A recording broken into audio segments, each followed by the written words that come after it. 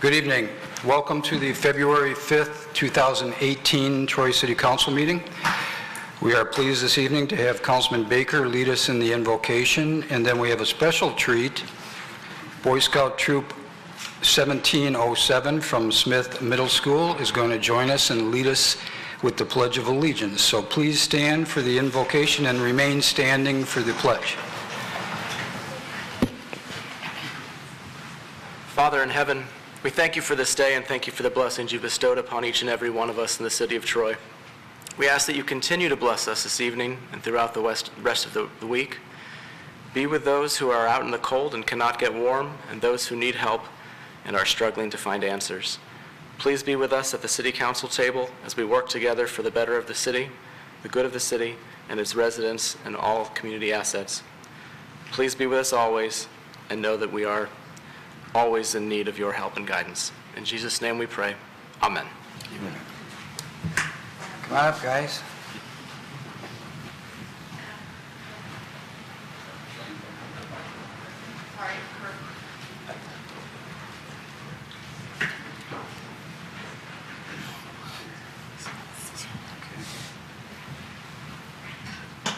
Are you ready? I pledge allegiance to the flag of the United States of America and to the republic for which it stands, one nation, under God, indivisible, with liberty and justice for all. Thank you, Troop 1707 from Smith Middle School. Great job.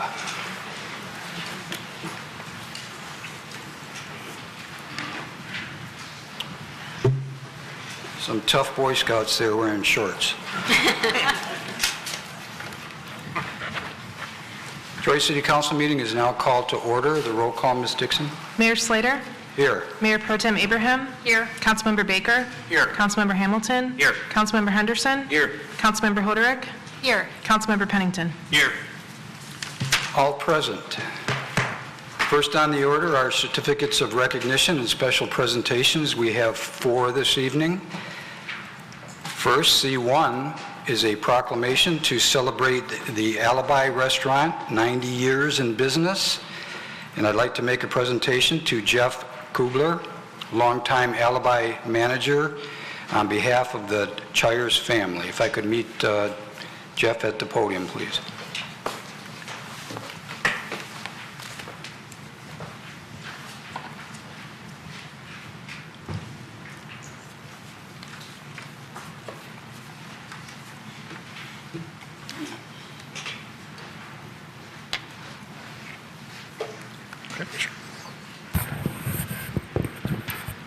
We'll face them instead of them, okay? Jeff, it's my honor and privilege to present a proclamation to celebrate the Alibi Restaurant, 90 years in business. This is quite a story. 90 years.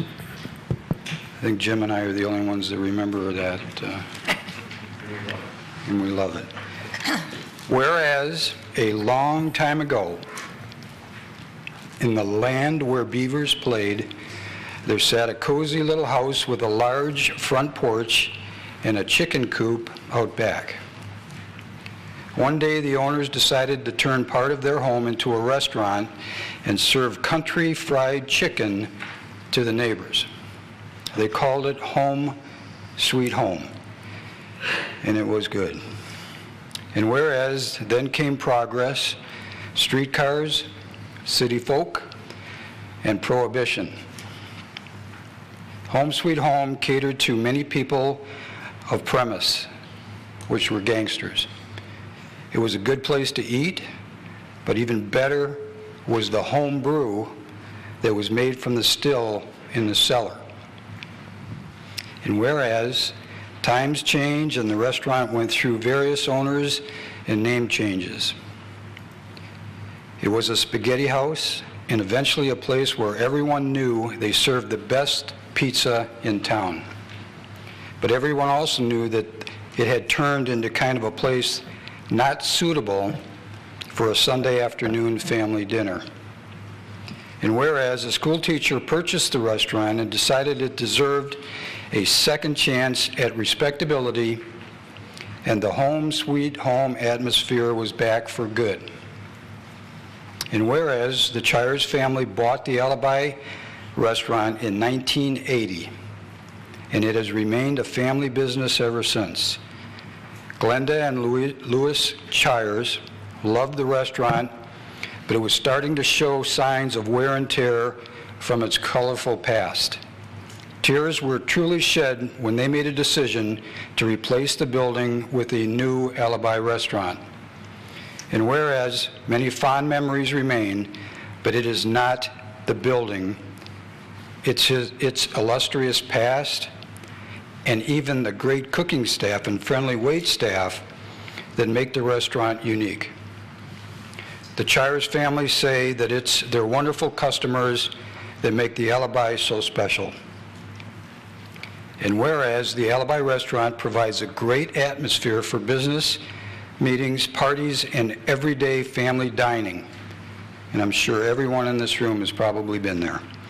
With some of the best food in Oakland County, you can rest assured your dining experience will be great.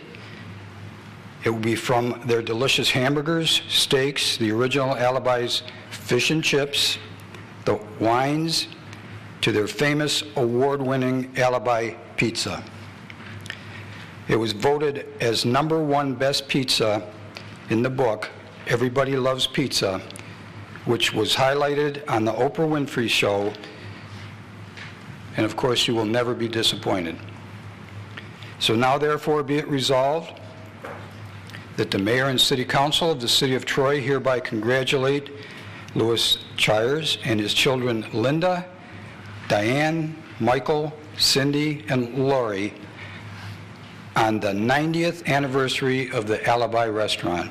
And be it further resolved that the Mayor, City Council, and City Management join the citizens of this community in celebration of the 90th anniversary of the Alibi restaurant.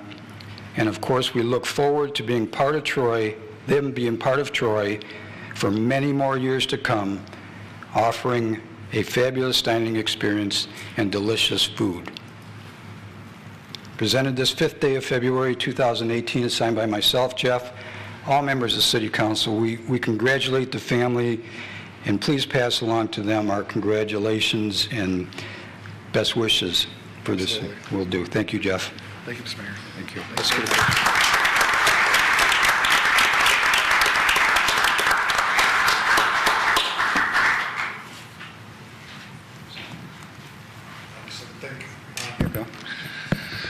Thank the City Council, thank the City of Troy. On behalf of the Chires family who couldn't be here tonight, I look forward to seeing everybody in the restaurant. Hopefully we'll see you soon. Thank you very much.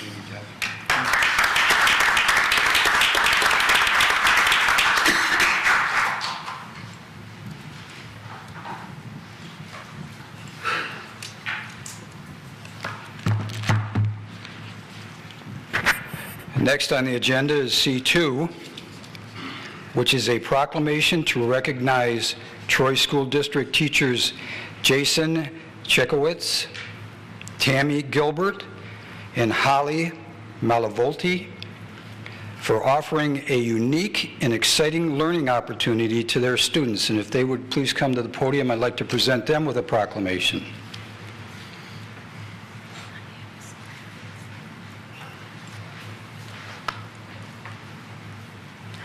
Nice to see you. Come on back here. I have a proclamation here for each of you, but I'm just going to read one because it includes all three of you, if that would be okay. I got an opportunity to participate in this year. It was my first one. I know Councilman Baker and Councilman Henderson have been there in the past, and they told me it was an exciting afternoon, and it sure was. It was. So, on behalf of the Troy City Council, I'd like to present a proclamation in recognition of Troy High School District teachers Jason Chekowitz, Tammy Gilbert, Holly Malavalti for initiating a student-led heart dissection. Did I get your names pretty close? Great, thank you. Whereas Schroeder Elementary School fifth grade teachers, Jason Jekowitz and Holly Malavolti, and Boland Park Middle School sixth grade teacher, Tammy Gilbert, teach science and love to make learning fun and exciting. Whereas Jason, Holly, and Tammy decided to collaborate on an exciting science project between the 5th and 6th grade students and apply for a Troy Foundation for Educational Excellence grant. The project was dissecting cow hearts purchased with funds from the TFEE grant. The dissection was a wonderful conclusion to their science unit on the circulatory system. And I have to say, when your students were cutting that up, it was very amazing to learn about that system. So whereas this learning activity is unique because it involves a collaborative effort between the middle and elementary levels.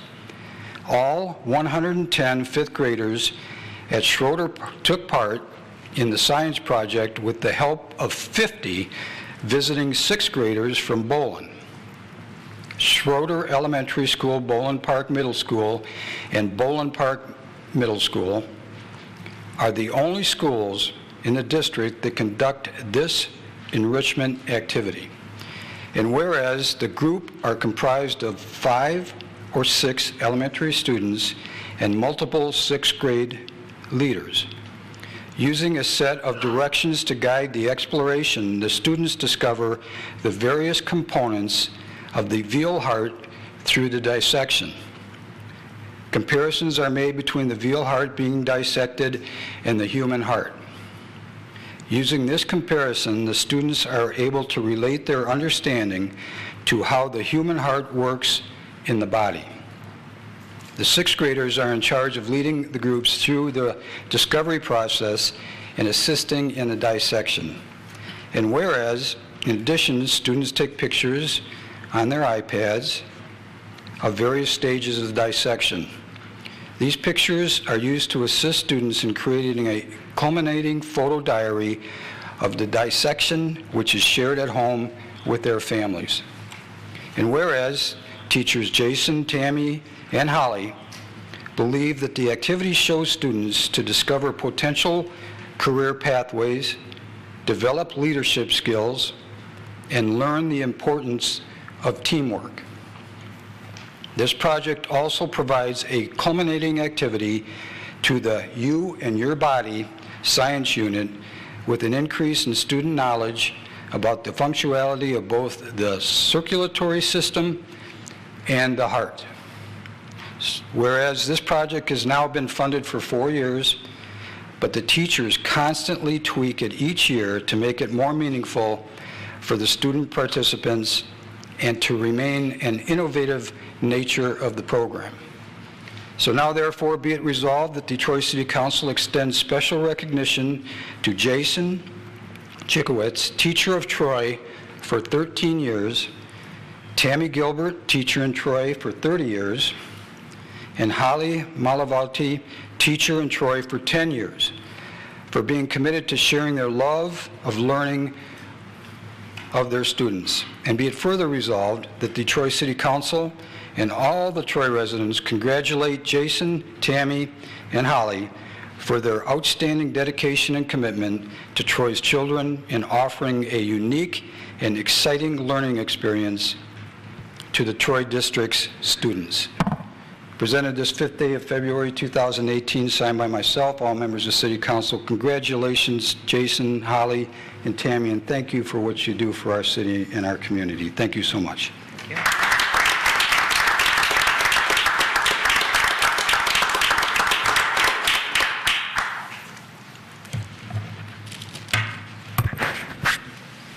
Let's get a picture, okay?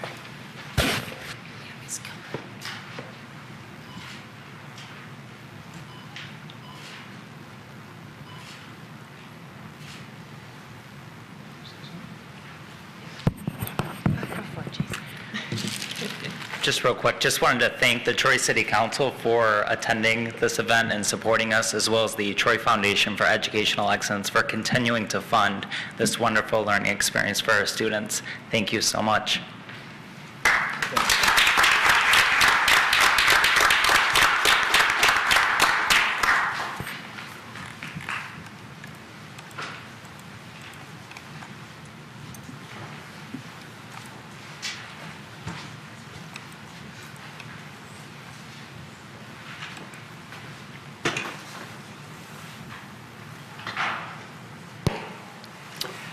Next on the agenda is C3. On behalf of the City of Troy Employees Casual for Cause program for the months of November and December 2017, Community Affairs Director Cindy Stewart will present a check. Good Good evening. evening, Mayor and City Council. Today it is my pleasure, I'm on the board of the Boys and Girls Club, but that's not why they were picked, to present a check to Jeff Evans, who's our Executive Director, for $760. Thank you very much. Thanks for having me here tonight. On behalf of our 900 members, I would like to thank the Troy City employees for their continued support of our club and other community endeavors. So hats off to you, and we appreciate everything you all do for us. You want to tell them about your big fundraiser coming up? Yeah, we'll see you all at the Taste of Troy. Everybody knows about that. It's our biggest fundraiser of the year, and it's coming up soon. So hopefully we'll see you there. March 4th, yes. I'm going to head to the Alibi, so thank you. All right, thank you, Jeff.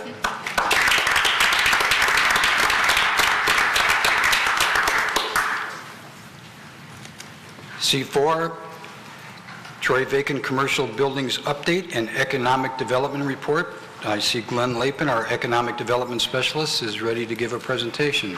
Good evening, Glenn. Good evening, Mayor and City Council members.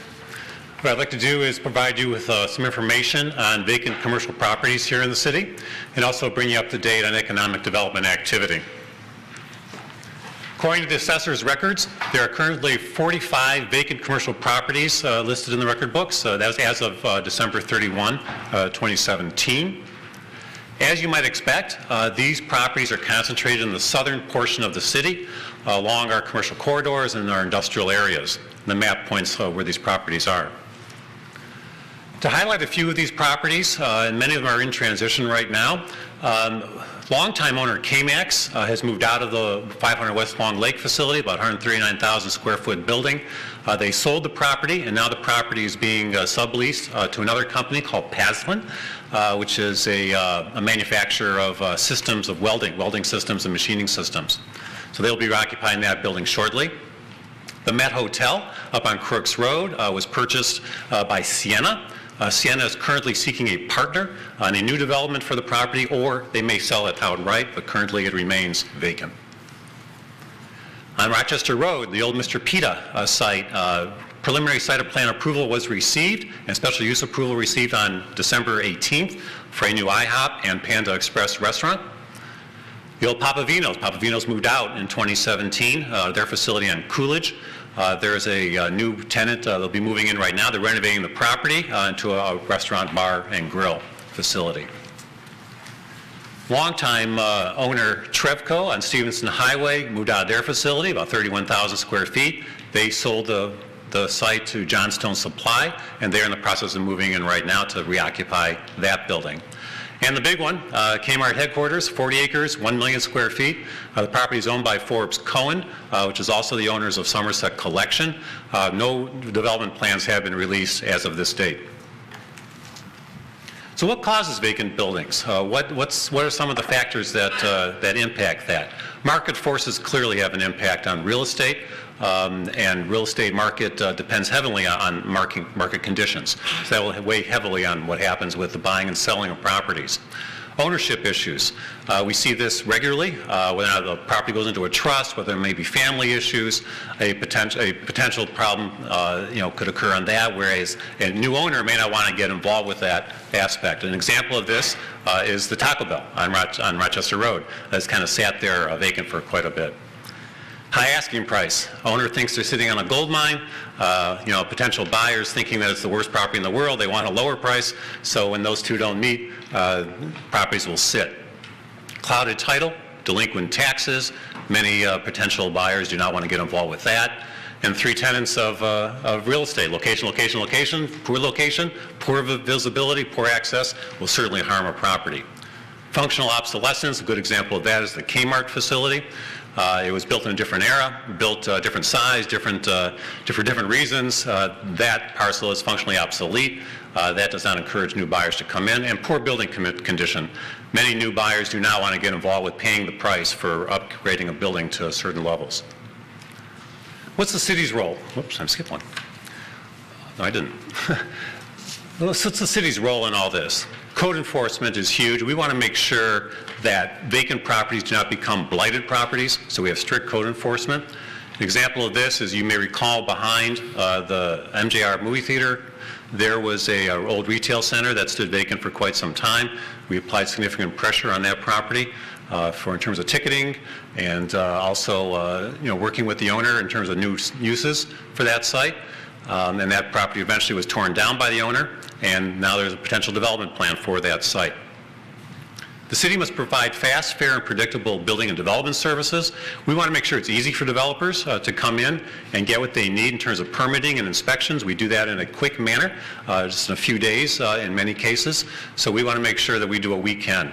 And for the same reason why we offer pre-application assistance. We want to identify any issues that properties may have up front, and then work on those issues so they do not become problems. The city also works with brokers to assist property owners on marketing properties. We recently did this on the old KMAX site, and also at the Met Hotel. There was an Oakland County broker forum where we featured those properties.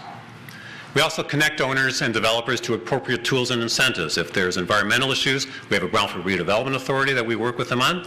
The state of Michigan also has a toolbox of incentives as well, so we'll connect them as necessary. And not just, in terms of buildings getting reused, but we work with the property owners and the new owners and businesses that come in. So we try to connect businesses to the available resources that are there, whether it means hiring talent that they may require, and also providing assistance on training. So the key points on vacant buildings: the city really has few vacant buildings relative to our size. Effective code enforcement helps to limit blight as much as possible. We try to create an environment for investment by providing flexible zoning and efficient and effective building services. Zoning is critical. You go around the city, you'll see training facilities, you'll see doggy daycares. Those are in industrial areas. At one time, you could not do that. So we changed the zoning ordinance several years ago, in 2011, to make sure that that does not happen, and that we are very flexible in terms of the uses going into our industrial properties. We provide economic development services and support before and after properties are occupied. Not only do we want to get businesses into a property, we want to make sure they succeed, so those buildings do not become vacant again, at least in the short term. So we work with them to help them grow as much as possible. And industrial and retail vacancies in the city are very low. And office vacancies are on the decline. And we'll take a little closer look at that. In the fourth quarter of 2017, the office vacancy rate here in the city is about 15%. That is taking out the Kmart headquarters building, compared to the 5-year average of 19.7%, and the fourth quarter of 2016, a year before, 16.7%. As vacancy rates decline, you'll see rents typically go up, and that is up to now about $19.38 per square foot, compared to the 5-year average of $18.66 and $19.02 1 year ago. We have very low vacancy rates. In the fourth quarter, about 2.4%, compared to the 5-year average of 4.4%, and a year ago, 3%. Rents are about $7.08 per square foot. Retail vacancies, very low as well, 2.3% as of the fourth quarter, 5-year average being 3%, and about 2.8% for the fourth quarter in 2016. Rents are shooting up pretty rapidly on the retail side, up to about $23.04 per square foot, compared to the 5-year average of $17.55 and $21.19 1 year ago. We work with businesses, we work with the state, we work with the county to make sure that businesses have what they need to grow and expand here and to attract here. We had 6 recently approved attraction projects in the city. We work very closely with the state, and each of these businesses received incentives. Some of them are new to the city, and some of them are already here, but are expanding their existing facilities. Valeo, Detroit Engineered Products, VDL Steel Weld, LG, Alton, and Minghua, USA. All have received attraction assistance and incentive from the state of Michigan. These 6 businesses combined, about 600 new jobs over the next 3 years are anticipated. They represent a $15 million investment. 5 out of the 6 of these companies are foreign-based, so Troy remains a very popular location for foreign companies, and we really encourage that. The Michigan Economic Development Corporation provided a business development program incentive grant for each of these projects. Typically ranges a couple $100,000 for some of these projects on average. The City of Troy also provided local project support, whether that be marketing, whether we provide assistance on job fairs, connections to talent. We work with them in any way that we can help them to help them grow. And the Troy location was selected over out-of-state competition for each of these properties. That's a requirement by the state of Michigan. We want to make sure that we are competitive with other states, and that's why the incentive comes in from the state. In addition to the incentive projects, there are a number of other projects and jobs and investment here in the city. I'll highlight a couple of those. 24G over on Maple Road took over the formerly vacant Thunderbird lanes. The facility is terrific. They actually saved 10 of the bowling lanes in there, and they have a digital marketing agency, and it's interesting seeing 65 employees working around 10 bowling lanes as well. So it's a great facility. Cadillac Products over on Stevenson Highway is now in the formerly vacant Allied Metals building. Sodisha is a Portuguese stamped auto parts manufacturer over on Chicago Road, bringing 60 jobs here. Zhongli is a Chinese company and now in the former Valiant building. They're going to be making improvements over there. Oakland Press. They were in Pontiac for probably about 80 years at least. They're bringing 75 jobs here to Troy, moving their operations over here over on Butterfield. HS Automotive is a Korean rubber sealing and fluid handling company, and they're in the former Fisher Unitech building over on Stevenson Highway. Bontage Center is a French company, North American headquarters being located over in the former Meteor Photo building. Many of you may recall that over on Chicago Road. And they'll be adding 20,000 square feet to that facility. Grob Systems over on Livernois, they're a German machine tool manufacturing company, and they purchased the old Skyline Properties building. In addition to the office and the industrial and the manufacturing that's going on, new retail and restaurants. And you can see that as you drive around town, you go across the street. Stony River is now under construction over at Columbia Center. 888 West Big Beaver has a number of projects going on. As you know, Shake Shack and Fidelity opened up recently, but now they're starting construction on Yard House in Seasons 52, and then pretty soon the residential on that site. The other ones, many of them over at the new outlots that are over by in front of REI and Nordstrom Rack on Big Beaver near Rochester Road. New retail in front, including Mod Pizza, First Watch, which is first time in Michigan, and a couple of others as well. And we talked before about the IHOP and the Panda Express over on Rochester Road. So retail continues to be strong. We're seeing new retailers coming in, and ones that are around the country, but not necessarily here in Michigan. So it's good to see that. And Somerset Collection continues to bring in new retailers as well in that very successful shopping center. So what's coming up in 2018? Currently, the Skilled Nursing Center over on Maple Road in Axtell, they're demolishing the old McGregor Manufacturing Complex right now. A lot of it is a pile of rubble along with a wall remaining that's over there. So you'll be seeing that coming out of the ground shortly. Somerset Plaza, where Whole Foods recently moved out. The old office building that was attached to that has been torn down, and then new retail is being built out in front in the outlots, and the whole center will be renovated. 888 West Big Beaver, you'll see the parking deck under construction right now as you go outside. New restaurants, the residential will be starting soon as well. That rendering is a rendering of the 888 West Big Beaver project looking west towards the tower. So you can see they're creating an actual street environment on that site. So we're still in discussions. Met Hotel, we're looking forward to some action in 2018. We hope to have some good news over there during the next year. 1300 Livernois is the site that's located behind the MJR Theaters, working with the owner there and hopefully a potential development on that site as well. So with that, if there's any questions, I'd be happy to answer. Thank you, Glenn. Any questions from council? Thanks. Good news. Thank you. Thank you. Thank you. Next on the agenda is public hearings, as we have no carryover items this evening. We have one public hearing. E1 is a reprogramming of Community Development Block Grant, CDBG program, year 2016 funds. See, Cindy Stewart is ready for a presentation.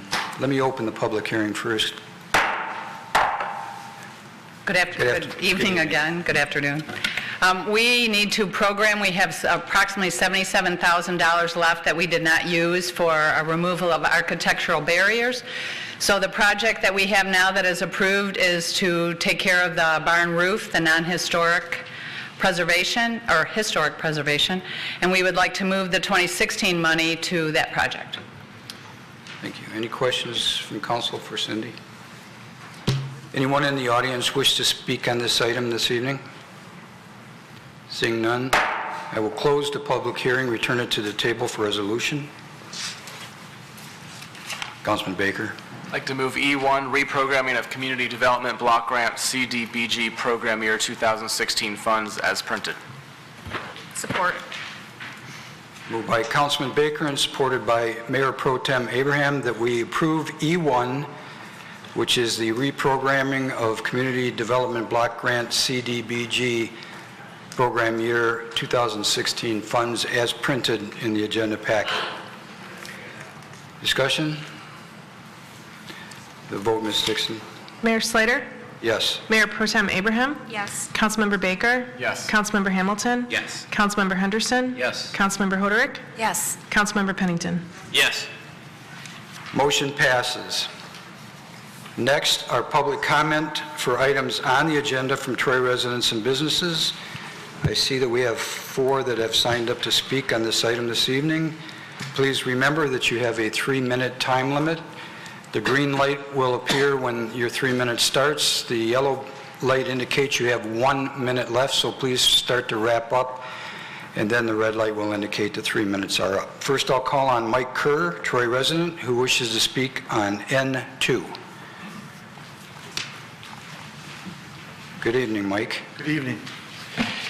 I'm going to ask and thank you on this item for opting out of the medical or the Marijuana Facilities Licensing Act.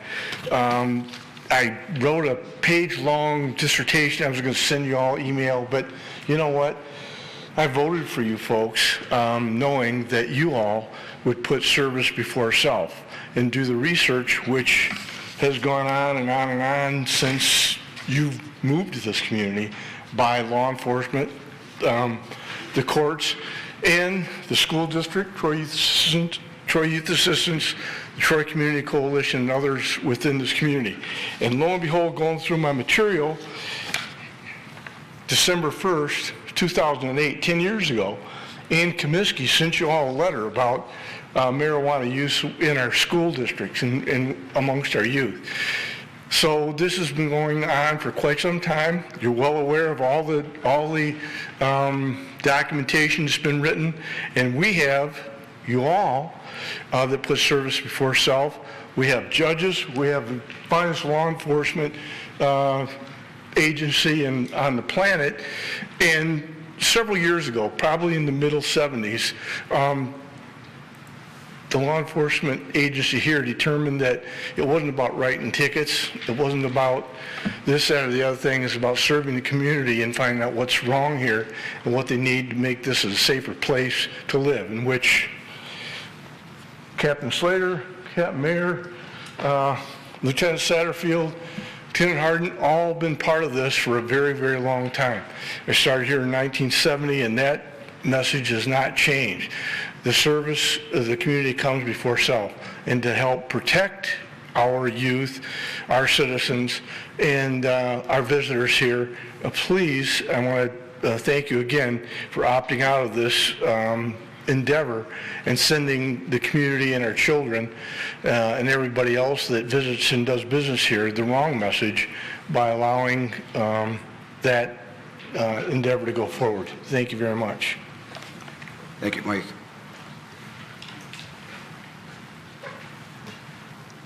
City Clerk Dixon, my lights aren't working again tonight. I don't know if they're working on the podium, but my lights are not lighting up. I don't know. I'll look into it.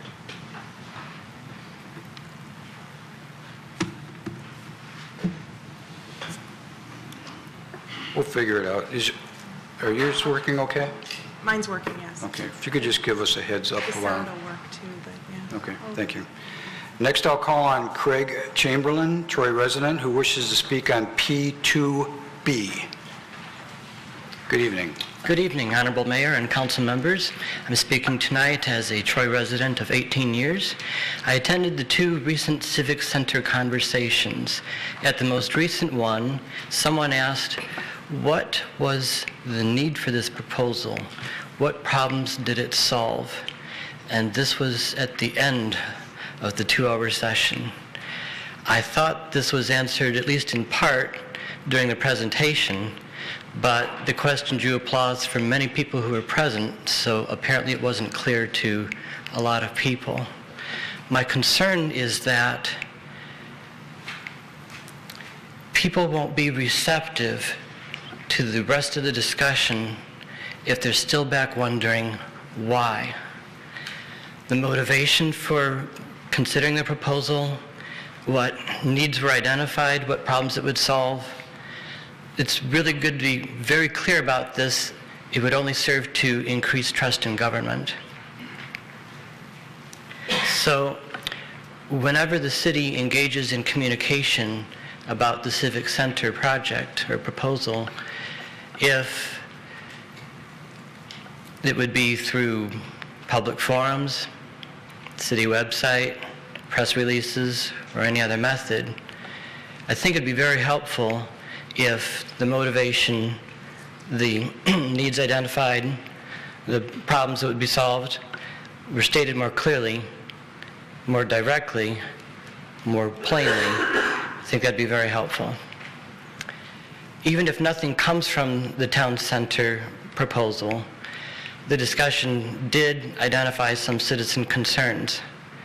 Thanks very much for the presentation tonight about the vacant properties, but it would be helpful if information like that and exactly what the city can and cannot do with private properties like the Kmart former world headquarters, if that could be communicated more broadly to everyone in Troy, I think that'd be helpful. Acknowledging concerns about traffic congestion on Big Beaver, and if there's any information to share about plans in the works to address that, I think that would be appreciated by many people. And if those who were, the senior citizens who were sitting near me were representative, some of the seniors in Troy aren't feeling the love, shall we say, and we heard that some of the teenagers choose to go outside of Troy when they want to enjoy public spaces.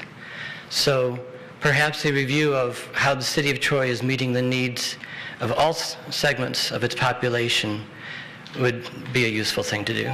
Thanks very much. See you at Alibi. Thank you. Next, I'll call on Nancy Morrison, Troy resident, who wishes to speak on N2. Good evening, Nancy. Good evening. Good evening, Mayor Slater and council members. I am Nancy Morrison, the Executive Director of the Troy Community Coalition. And I just wanted to remind you about all the Troy citizens that attended the study sessions and have emailed you and have requested that you opt out. So many of these residents have been here for so many years, and they just love this city, and they want to just continue to make it a safe and healthy place to live. And so on behalf of the Troy Community Coalition, I ask that you opt out as well. Thank you. Thank you, Nancy. Jim Werpetinsky, Troy resident, wishes to speak on N2. Good evening, Jim. Good evening, Mayor, Council, City Administration, City residents. First of all, I want to thank Councilman Henderson for spearheading the opt-out vote and bringing this to a head. I really appreciate that, and also appreciate the rest of you folks who are going to vote to opt out. I think the penultimate paragraph in the proposal says it all, or pretty much all, whereas Troy City Council believes the potential effects upon its citizens by use, sale, cultivation, production, and storage of medical marijuana in a commercial fashion could adversely affect the public safety, health, and welfare of its citizens if medical marijuana facilities as defined by the MMFLA are allowed in the city of Troy. And I figure especially where that concerns the youth. I don't want to, just as Nancy doesn't want the youth to think marijuana is normal. It's not. I mean, it may be useful for some people that need it for medical, but we don't want people, kids, thinking it's normal. And as far as regulation, some people say, well, you get better regulation if you opt in. That's a myth. You know, think about it. There's other cities around here who have opted in and are going to opt in. Where would a person go if they want to be a purveyor of marijuana? They'll go to a city that welcomes them. They'll get out of Troy. They won't be in Troy, so we'll have nothing to regulate. So anyway, my main concern is the message sends to the kids.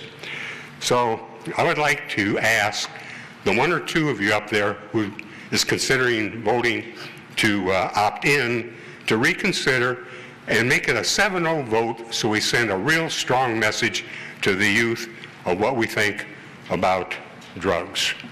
Thank you very much. Thank you, Jim. That concludes those that have signed up to speak on public comment for items on the agenda from Troy residents and businesses. Next is an opportunity for City Council or City Administration to respond to public comment. Any response from Council? Councilwoman Hoderick. Just wanted to respond to Mr. Chamberlain. He's spot on, I think, with his observations on the communication needs in terms of the Civic Center, and the why of why we went down this path seems to be missing in the dialogue. And I appreciate you bringing a citizen perspective on that. I share your concern on that. The city manager and I have had conversations about the communication challenges in that regard. You know, whatever your beliefs about the Civic Center right now, understanding why we went down this path, I think is an important thing for us to have a good collective discussion on it.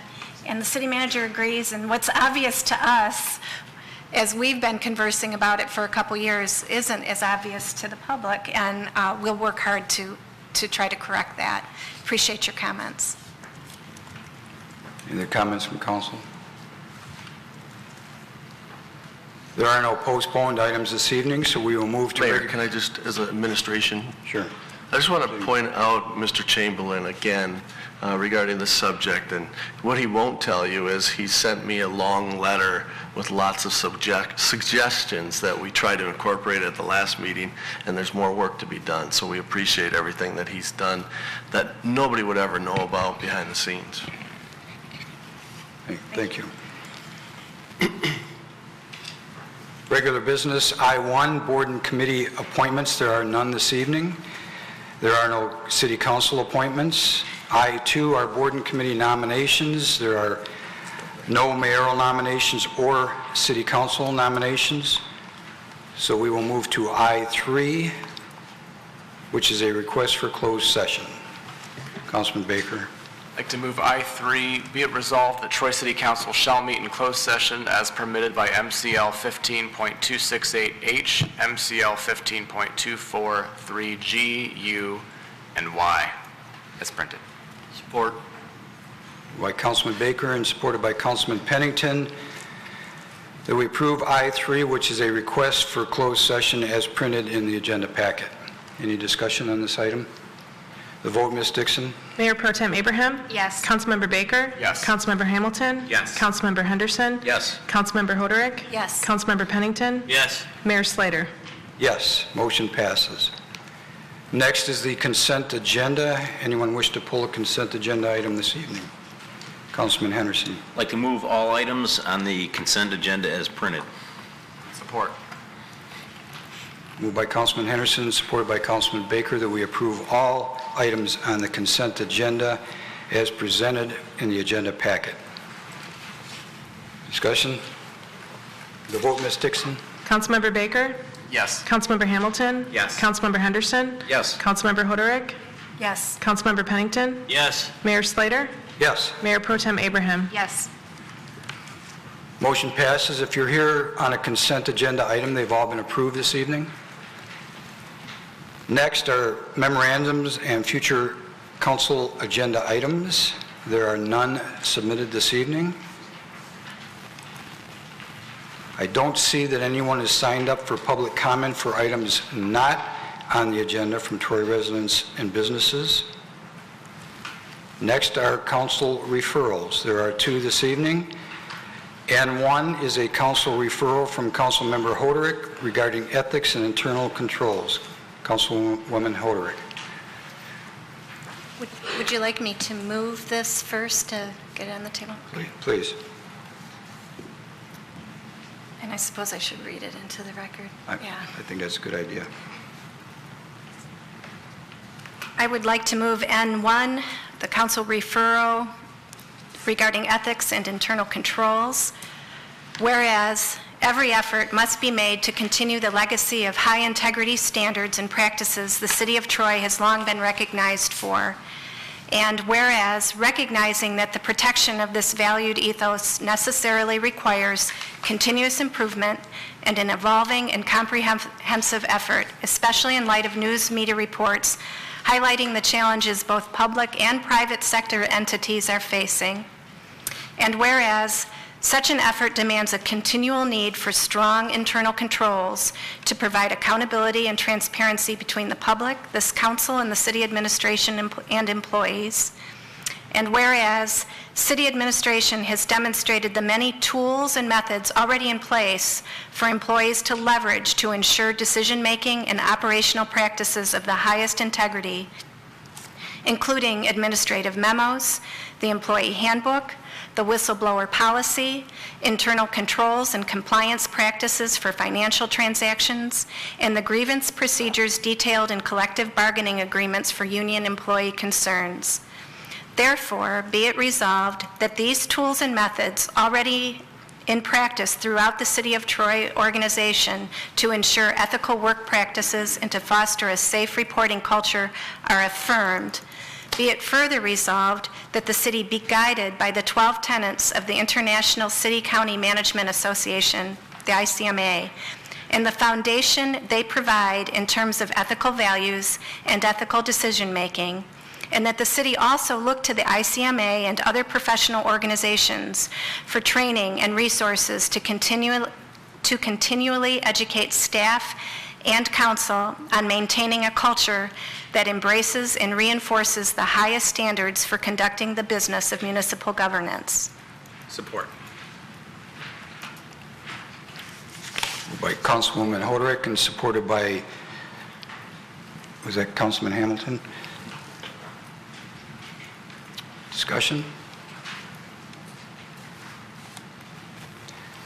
Councilwoman Hoderick. I had somebody say to me that I was like a dog with a bone on this, and I want to take a moment just to really thank staff for responding. I did a draft resolution, if you don't follow council meetings, in December, and throughout kind of spitballed an idea out that frankly didn't make sense when it was vetted by staff, and to be blunt.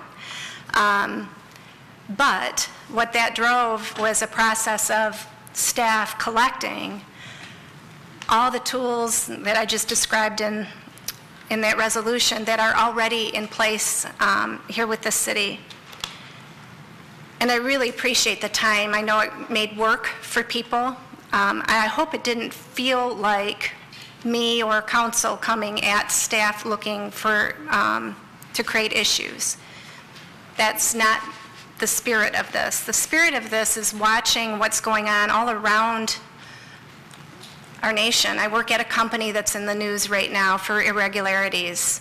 I'm watching my alma mater, Michigan State University, struggle with reckoning the culture they thought they had with the one that was a reality, and it's been eye-opening and troubling.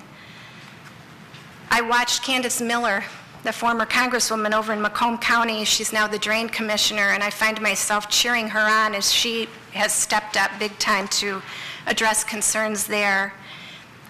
She's been in the role a year and was telling Nolan Finley of the Detroit News in an interview that she already feels she has established a new culture at the Drain Commission, one of transparency and accountability. We need that in every government at every level for us to all be served well. Good for her. I just don't want to forget the simple fact that doing the right thing the right way matters. It seems obvious, but it also seems obvious right now we need to have this discussion as a council.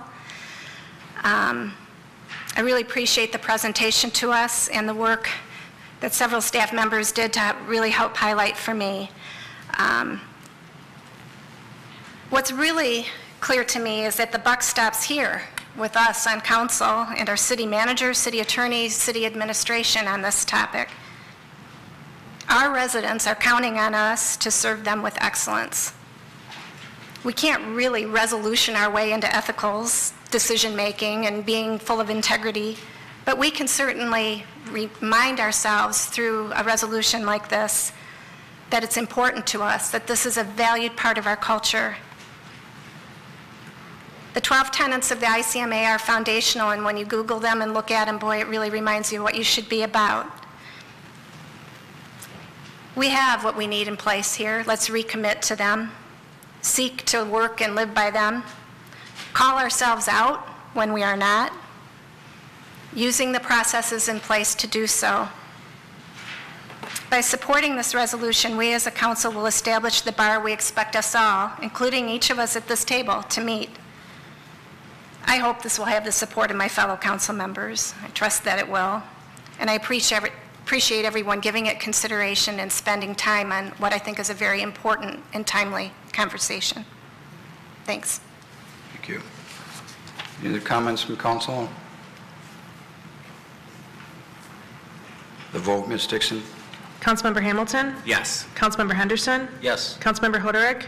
Yes. Councilmember Pennington? Yes. Mayor Slater? Yes. Mayor Pro Tem Abraham? Yes. Councilmember Baker? Yes. Motion passes. Next is N2, a council referral from Councilmember Henderson for a resolution exercising the city's option to choose not to allow medical marijuana facilities as defined by the Medical Marijuana Facilities Licensing Act, MMFLA, to exist in the city of Troy. Councilmember Henderson. I can read the resolution first, or you want me to talk about it first? Let's read it first and then Let's discuss. get it on the table. So I'd like to move N2, council referral from Councilmember Henderson, resolution exercising the city's option to choose not to allow medical marijuana facilities as defined by the Medical Marijuana Facilities Licensing Act, MMFLA, to exist in the city of Troy. Whereas the city of Troy, Michigan, by ordinance has prohibited the possession and use of marijuana, and whereas the use, possession, cultivation, manufacture, or sale of marijuana remains a crime under the laws of the state of Michigan and the United States of America, and whereas the people of the state of Michigan by referendum have provided that there shall not be criminal prosecution for medical use of marijuana in specific and limited ways as provided in MCL 333.26421 ET SEQ MMA, and whereas in addition to the MMMA, the legislature has enacted MCL 333.27101 MMFLA, authorizing municipalities to adopt ordinances allowing for the licensing of commercial medical marijuana facilities as defined under the MMFLA. And whereas the MMFLA does not allow commercial medical marijuana facilities as defined by said act unless the municipality where such facilities will be located adopts an ordinance allowing for such facilities. And whereas Troy City Council, in enacting a moratorium for caregiver operations under the MMMA, has directed city administration to draft additional regulations designed to provide for more oversight of the existing MMMA caregiver facilities.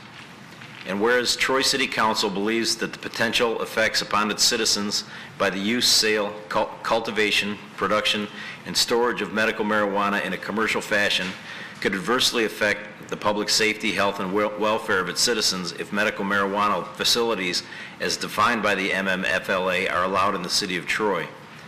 Now therefore be it resolved, the Troy City Council hereby chooses at this time to expressly opt out and not allow medical marijuana facilities as defined by the Medical Marijuana Facilities Licensing Act, MMFLA, to exist in the city of Troy. Support. Moved by Councilman Henderson, supported by Councilman Baker, that we approve N2, which is a council referral from Councilman Henderson as read into the record and printed in the agenda packet. Discussion? Councilman Henderson. So I brought this forward, again, we had this on our agenda here just a few months ago, and we've had a couple of study sessions about it, and I think our last study session as a group, we chose to kind of kick the can down the road. But shortly after that, I read at least 3 or 4 different articles in the news, talked to a lot of people in the city of Troy about this, the specifics of medical marijuana and grow operations. And it was evident, especially reading the newspaper articles, that there was confusion as to where we stood and how we wanted to proceed or not proceed in the future with regard to medical marijuana grow operations. And I wanted to put this forward again so that we can eliminate the confusion, let the people of Troy understand where we really stand on medical marijuana grow operations in the city of Troy, and allow businesses to either move forward or not move forward based on our decision here as a council. Thank you. Any comments? Councilman Hamilton. As I said in the special sessions, right now for me there's not enough info for me to opt in, but there's also not enough info for me to opt out. Medical marijuana is legal in the state of Michigan, and over 60% of Troy residents voted to support medical marijuana. But this new regulatory system is it's just untested, and so I'm not ready to opt in. We currently are opted out. By doing nothing, we opt out. So this is purely a symbolic vote. We could at any time in the future opt in.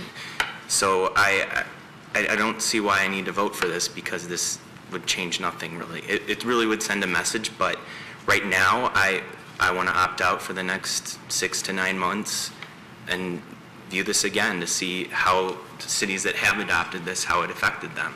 And then I can judge if it's good for the city or if it's bad to the city. But I don't know right now, but I don't know enough to opt out either. I can't say we're never going to do this forever. I want to wait and see what happens. So there's up to 2,000 Troy residents that have medical marijuana cards. I can't forget about them. I represent them too.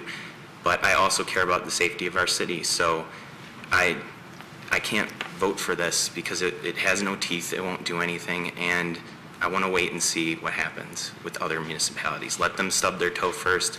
Let's reevaluate this in 9 months. And right now, let's just wait and see. I think it's reasonable. Sometimes the best choice is just to wait and see and observe and decide later. And that's what I want to do. Thank you. I usually go last. I don't see anybody jumping forward, so I'll go. One thing that I've tried to be very, very consistent with in the 10 years that I've been on council and in this position is that when there's consensus, whether I'm part of that consensus or not, I support that. When it comes out of a discussion or if it comes out of a closed session, and consensus 2 weeks ago was to wait and see what happens. I thought I heard that very clear from at least four members of this council. And no offense to the media, but I don't rely on media reports there were some things reported about maybe what I said and some others said, and I think some of them were taken out of context, but at this point, I support the consensus that came out of a study session 2 weeks ago, and I don't see that anything has changed since then. In fact, there's been a new law passed within the last week that, makes you think, about what to do. So since that last study session, things have been happening even lately, which is an indication to what Councilman Hamilton is saying, that there are still some evolving parts that are going on. And I've given on several occasions my take on opting in and opting out. And my friend Mike Kerr said service before self. And I think I've done that for quite a few years. I spent 15 years working undercover, combating drugs, buying drugs, and I think I've bought more drugs than anybody in this room probably put together, and turned in evidence for it. But I've seen that side of it. Believe me, I've seen that nasty side of drugs. But I've also, in recent years, seen the side of medical marijuana and the benefits that has on some people. And I think there's a need for it. But there needs to be strict enforcement, strict policies. But that's not what I want to talk about tonight. What I want to talk about today is supporting a consensus that came out of a study session 2 weeks ago. And I don't think anything has happened in 2 weeks. In fact, if anything, it may support, I may be one of the 5 now because of what's happened in the past week with some new laws. I think maybe we do need to wait a little longer before we make this decision. And I agree with most everything that Councilman Hamilton said regarding that. So I could sit here and talk about opting in and opting out. I do think this is a symbolic, this is, I don't think we need to do this right now. There was a consensus 2 weeks ago, and I think we ought to stick with that. Mayor Pro Tem Abraham. Thank you, Mayor. As we all know, in study session, we don't vote. We have consensus. And the consensus, I thought at the time, was we choose not to lead in this area. Troy has chosen to lead in other areas.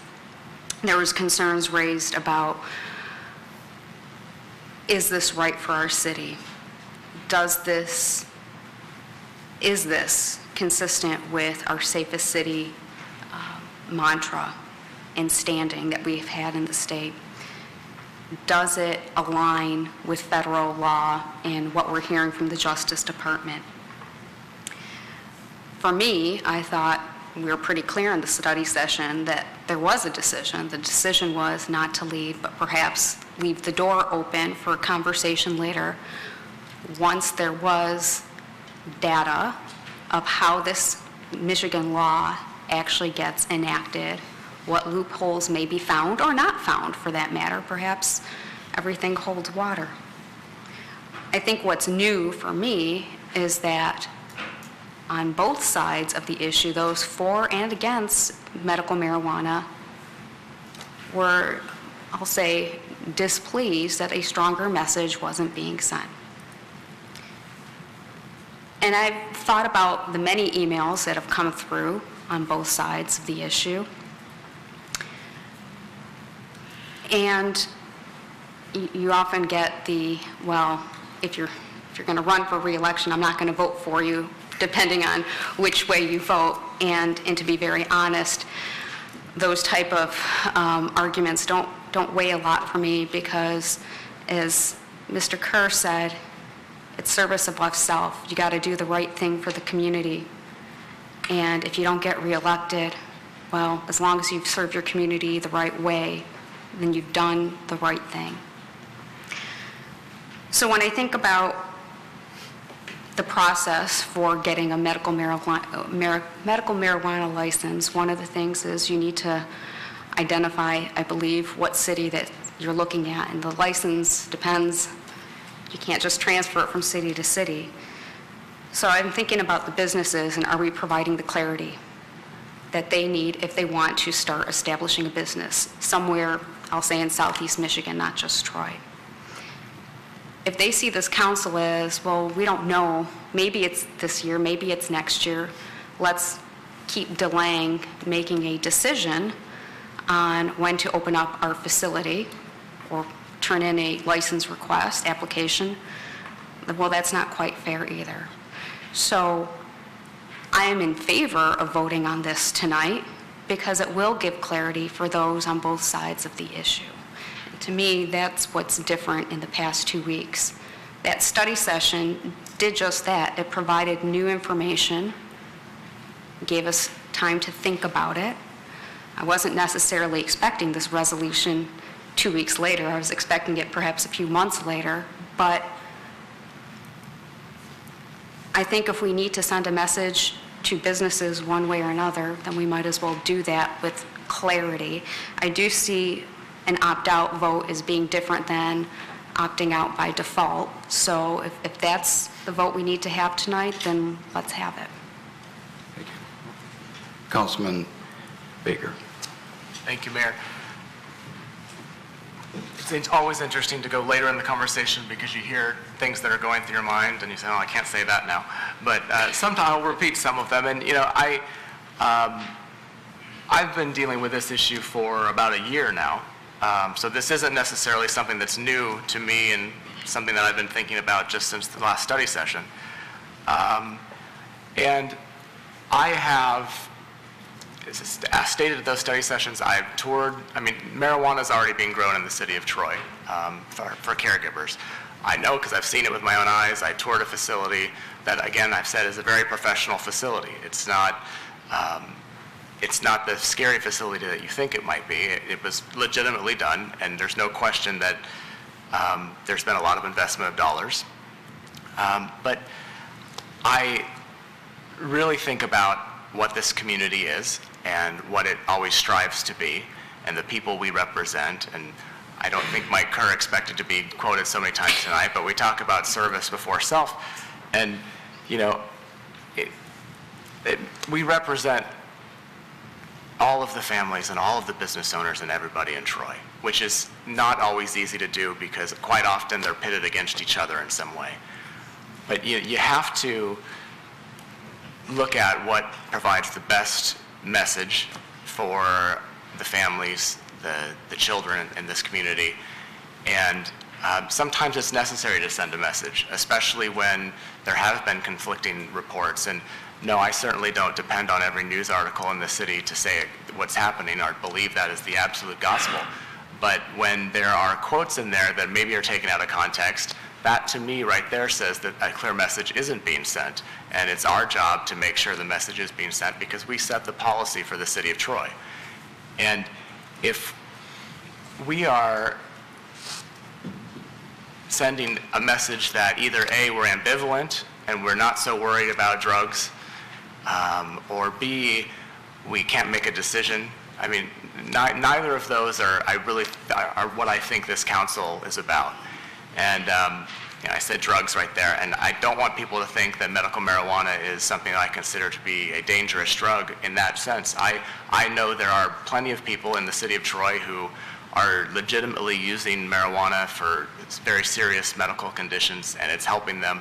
And, I think a lot of the arguments on the value of medicinal marijuana have passed, or I hope we're getting past some of those. But opting out of this, the opportunity for someone to grow, one license to grow up to 1,500 marijuana plants with the possibility of stacking licenses for several thousand plants in our warehouses is not going to prohibit the 2,000 Troy residents from getting the marijuana they need for their cancer treatment, for their multiple sclerosis treatment, any other treatments that they're using it for.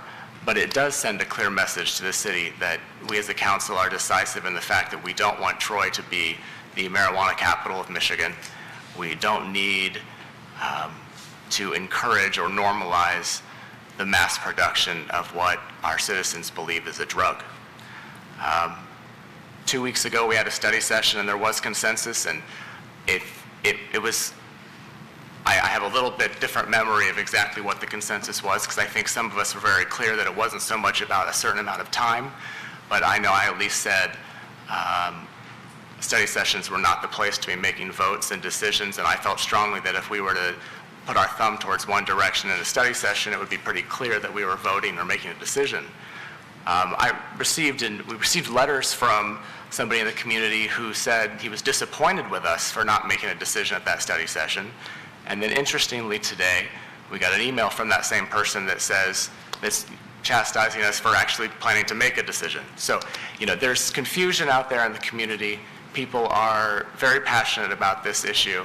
But when it comes down to it, for me, I think that the right thing to do is to opt out and send the clear message to our kids, to our adults, to our families, to our schools, and to our businesses that we are not prepared at this time to opt in, and this is not what our community is looking for. It certainly is unfair for those of you that have invested money in this community in the hopes that we would opt in, but I hope by opting out now you can recover any losses that you may have and find a community that is more willing to accept you and welcome you, and you can grow or test or whatever you need to do there and have a better environment for that. I'm very comfortable with this decision for me. I've thought a lot about it. I've thought about it continuously for the past 2 weeks since the study session, for the several months since it was first introduced, through the 3 study sessions we've had on medical marijuana in our city, through the conversations with hundreds and hundreds of you, emails, phone calls, face-to-face meetings. I'm very certain of where I stand on this at this point, and I want it to be clear that this is not a rash decision. This is something that I've taken very seriously, and I'm glad it's on the table tonight, so we can all state our positions and speak as a voice for the city, and let's set the message. Councilman Pennington. Thanks, Mayor Slater. I was actually pretty surprised to hear that this was coming to us so soon, considering that we had this study session 2 weeks ago. I thought the consensus was that we were going to take a wait-and-see approach and not be like Councilmember Hamilton said, take a lead in this. In that vein, there was 5 types of businesses that are viable if you opt in, and 4 of them I'm totally against. The dispensaries will never have. There's 3 other types that we probably wouldn't have. But the grow operations that we have currently in Troy,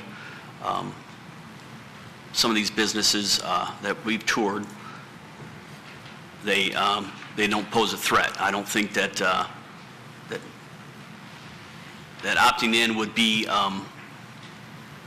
the serious threat that we've heard about.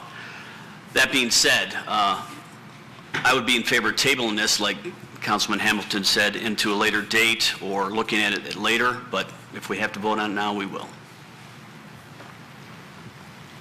Councilwoman Hodder. Thank you, Mayor. Boy, I feel like I've been studying this for a long time. I never thought I'd think about something like marijuana on a daily, weekly basis for months on end, the way I have. At the risk of being repetitive, because we've had these conversations in the study sessions, I am open to the idea of medical marijuana. I have loved ones who have benefited from having the ability to use it when other medications did not work for them.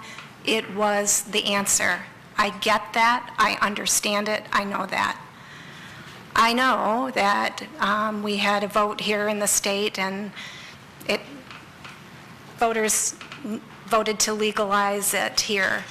I also know at the federal level it is still illegal, and there is confusion. I also know that as each study session has gone on and as time has gone on, we have concern growing in the community about this. People are stunned that we're not just simply This is a no-brainer. They can't even believe we've even had to have study sessions. And they're wondering what we're about and what this means. Because it doesn't fit this city. This is not an industry that fits here. And when something doesn't fit right, it causes discomfort and concern for people.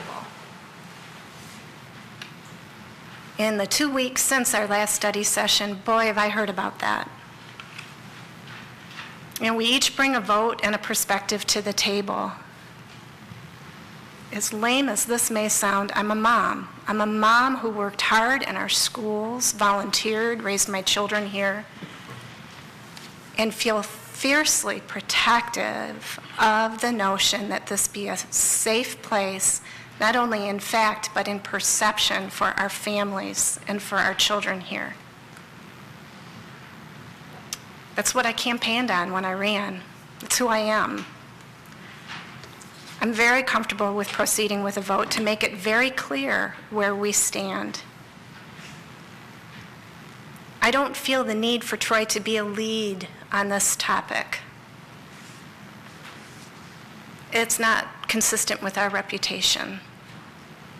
What is consistent with our reputation is our family-friendly, safe place to live. I don't want our children to have any concerns or feel any gray area on this topic, that we have worked hard for years and years and years to convey a very consistent message on this. And so I too am very comfortable with this coming to the table tonight. This is not capricious. We have been thinking about this for a long time. We waited to hear what the state had to say and what it would look like for us to manage this. It came through. It makes me more uncomfortable than I was before. I really tried to keep an open mind and look at that. And there has been nothing that's come forward to make me comfortable about that. And so I too am comfortable with proceeding with a vote tonight. I don't see this as a fit for the city, and I will be voting no on opting in. I believe the resolution is to opt out. Opt out. Okay. Thank you. Councilman Henderson. Round two. So just listening to some of the feedback here, again, Councilman Baker took some of my thunder because I was kind of lit up in an email this afternoon by somebody who owns a business here in Troy that happens to grow marijuana, and he was opposed to me bringing this forward to make a decision on. Yet tonight when I get here, the first thing I open is a letter from this same individual. The very first sentence includes, "It was with disappointment that council was unable to make a decision in either direction." So, if we're going to decide in favor of them, it's okay. But if we're going to decide against them, it's not okay. So, what we have to do as council people is be leaders. And we need to lead in this particular situation. And if it's your choice to opt in, I understand that. And I've explained this to other people in the past. If we opt in, I will be an active participant in trying to make an ordinance with a lot of teeth in it. If we choose to opt out, I'm really okay with that. I think that's the right thing to do for our community. We need to send a clear signal to our constituents. We need to protect our brand. We talked about that specifically in the meeting we had last week. And since that meeting, I recall during the evening that we had the Civic Center discussion at the library, they're having an opioid discussion. And opioids are a huge problem. And it's a illegal chemical. It's manufactured for specific purposes. It's sold through CVS or whatever means you can get those drugs, and yet our kids still get them. And that's got a high degree of safety and security measures to keep our kids from getting them, and guess what? They still get those drugs. The same thing I feel with marijuana, in to a much greater degree, because if we opt in, we'll be embracing the drug, and it will be a much looser situation than we have with the manufacture of opioids. And I concur with some of the things that have already said. I have seen people that have used marijuana for specific medical reasons. I've also seen people get medical marijuana cards that don't have any reason for those things. And as was thrown at me one day after a meeting, you know, how dare I get between a caregiver and his patient? Well, if there are patients out there that truly need it, I don't have any problem with that. If there's a patient that says they need it and get a fake medical marijuana card and can still get that product, then, you know, I have a real problem with that. So until we can get our handle on that, we don't have any reason as a community or any purpose as a community to embrace that and hold the banner for medical manufacture of medical marijuana. So we need to be leaders and stand up to for our constituents in this matter. Off soapbox, sorry. You already have your 4 votes. I don't know why you have to, you know, had to do that, but I understand.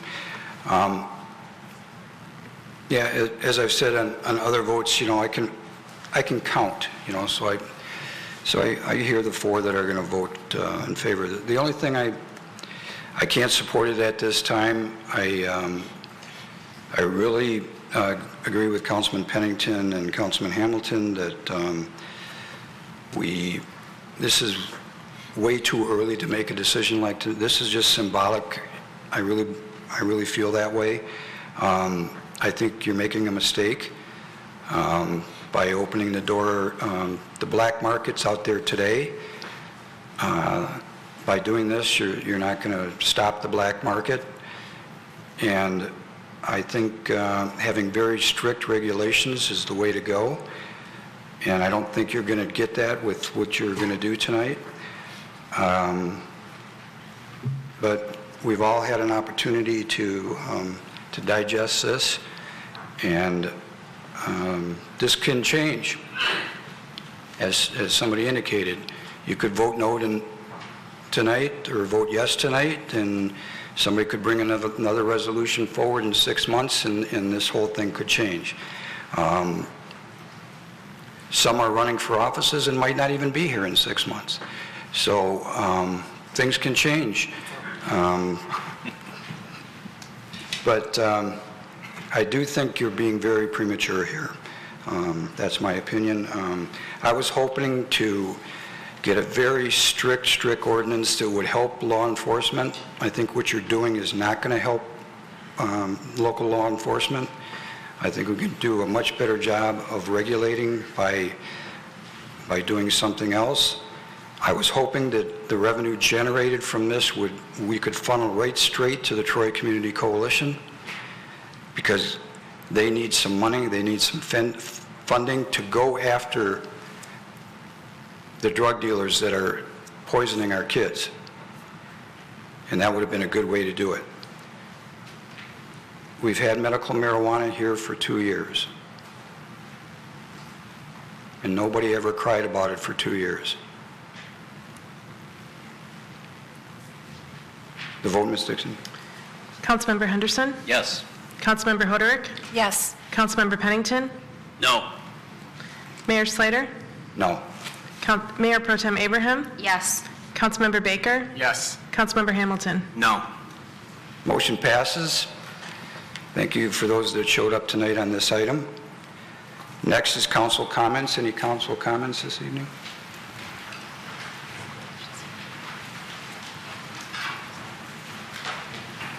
Everybody talked out? I think so.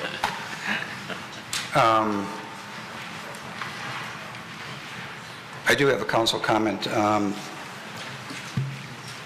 For the next council meeting, if you could think of maybe some rules, city council rules that you may think need to be changed, brought forward. I have one that I'm going to propose, and just to give it some thought before I bring this forward in a couple of weeks. There's always been a sort of an unwritten policy about attending committee meetings by council members, and I think we need to get that into the council rules for a couple of reasons. One is that I support what has been encouraged for as long as I've been around Troy, is to not attend committee meetings for reasons. And Also, I think sometimes committee members wonder why we don't show up. And if one shows up and 6 don't show up, that might be sending the wrong message. So I'm going to work with the city attorney and city clerk and bring some language for possibly a change to our rules for next meeting. So if you could also think of some rules that might need to be changed or updated or whatever, I think staff would appreciate that. Next, our reports. Any council member wish to discuss? Councilman Baker? Thank you, Mayor. P2B, the Civic Center Conversations Update Report from January 24th, 2018. I guess I have a question first. Do we have a time frame on when some of those unanswered questions will be answered? I believe the premise was that we would be compiling all of that and getting answers to the unanswered questions. Do we know how we're going to disseminate that, or when? Yeah, so the idea is, first of all, to catalog them, which I think you received tonight as a report, which was 100 pages maybe, or maybe it was just 14, I can't remember. But there are a lot of questions, Councilmember Baker, and it's not something we can do in just a short period of time because everybody wants the question. Now, having said that, to the point, right, the place to start is, and we all remember when the gentleman stood up and said, what's the reason for this? What problem are we starting to solve? So we're going to start with the critical ones and put it to the best of our ability in a report and do a presentation at the city council meeting. The idea, not putting myself on the spot here, is to do it at the next city council member meeting, sorry. I can tell you that's ambitious at this point when you look at all the information and the answers we need to put together. Obviously, we don't want to hastily answer a question, have it put out there for all the public to, show that it was inaccurate in its merit. So it's something that we're working on right now, and the goal is to have a brief presentation at the next meeting, but it may get pushed to the next meeting after that. It is an enormous amount of work and answering, which is the good news, right? That's what we wanted. But I don't want to hastily put this together either and put all of us who are involved in the project on the hot seat because we didn't get an answer exactly right. So but we will start with, as I started to say, we will start with the critical answers that kind of start at the beginning that we know. Mr. Chamberlain actually wrote me a little piece of what he remembers we said, which was very well done, and then go from there. Mayor Pro Tem Abraham. I wanted to call attention to P2C, which is the ISO evaluation results, and I wanted to congratulate Chief Roberts. We have a level 3 standing, which puts us, in the top 10% of fire departments in the country, which is no small achievement. But knowing how we strive for excellence here in Troy, and our fire department, notwithstanding, isn't satisfied with that. And I know we're so close to a level 2 and, inches away, and that there may be some opportunity given some of the actions taken in recent weeks or months. So, Chief Roberts, we are praying for you, and we may have more favorable results based on your meeting with the ISO folks. But regardless, should we stay at a level 3, that is something to commend you and our entire fire department on. That is a tremendous result, and we should be very proud of what's been accomplished. So thank you. Anything on the report? Councilman Hamilton. Yes, I wanted to point out P2D, which is live streaming of city meetings. Last council meeting, I put out a referral to recommend we use Facebook Live, and the city did an analysis, and in their view, they thought YouTube Live was the best option for how to stream meetings, and I agree with that. I think that's the best option. I think that's better than the Ustream option, and so I just wanted to point out that I support that, and I think that's where we're going with the city. I think we had consensus on that, right? So that's good. Do you need consensus for that? No, it's the status quo at this point, except we are internally looking, and I know Cindy, I don't know if she's here somewhere, you guys all know she is, but the reality is she's looking to get rid of the commercials that frustrate everyone, including some of our staff that watch it at home.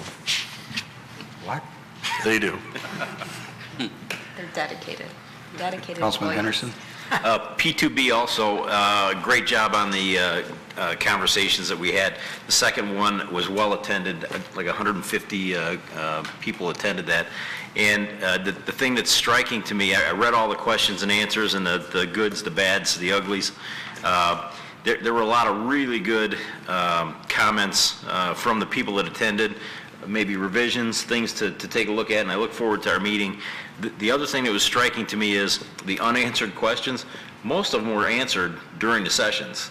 And it just kind of shows you that the people pay attention to kind of what they want to pay attention to and sometimes miss over some of the minutia and the details. So it's good, that exercise was good, and it's good to get a recap of that so that we can try to push some of that information back out and keep educating.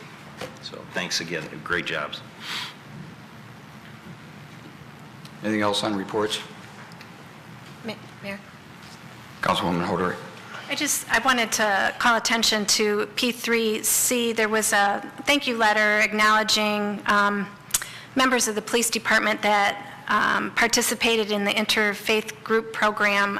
It was sent from a resident, Brenda Bayless, really just thoughtfully acknowledging the work that we do to embrace the diversity of this community in a healthy way. And, I commend not just the police department, our entire city staff really strives, I know, to work hard to do that, but the police department happened to be the face of those efforts, and the work that we've done with the Global Troy and whatnot.